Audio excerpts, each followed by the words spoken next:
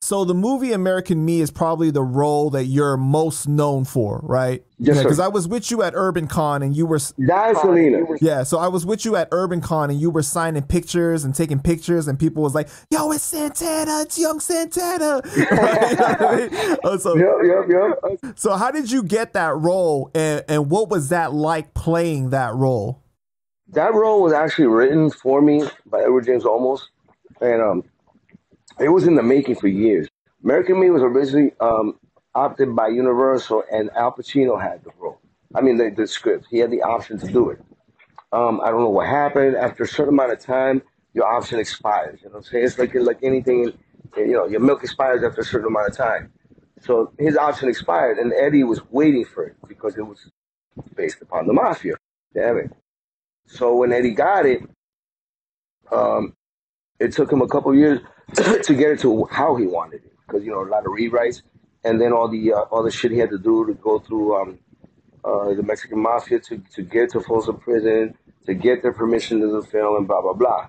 So when he got the script, he already knew who he wanted. It's kind of fucked up for me to say, but it's not. It was kind of pre-cast already in a sense. He knew who he wanted for what roles, and why not. A couple of people that he really wanted. One had passed away, so he moved on. But either way, there was everybody who was anybody, and I've known Edward almost since I first went to LA. So I was like, what, 11, 10 years old. He's a godfather to me. Him and his family took me and my mom and my dad in a sense. You know, not living, but you know, they looked out for us when Eddie was nobody yet. He was doing Zoot Suit. So I get the script for that, and I got a script for another movie called Bound by Honor at the same time.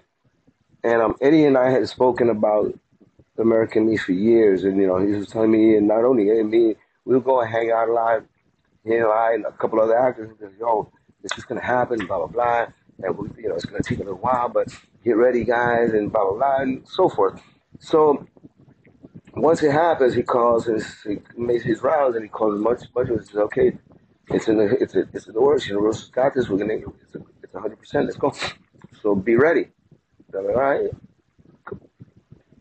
He calls me about 3 weeks later. He says, did you get that? And I go, what? I already have the script for American Me. I already know it. Now, mind you, a lot of shit changed in between. So he goes, did you get that other thing? And I'm like, what other thing? He goes, Taylor Hackford's thing, which was Blood and Blood Out. And I said, yeah, I got the script, but I read the first 5 pages, and he goes, throw that shit away. He goes, put that in the back burner. Sorry. And the thing was like this big. It was like the Bible, man. Like the New Testament. It was so fucking long. I was like, and I was offered any role I wanted to at the time. It was Disney and Hartford. And Hartford told me, Panchito, any character you want in this is yours. I just want you to move. I'm like, cool. No negotiations, nothing like that.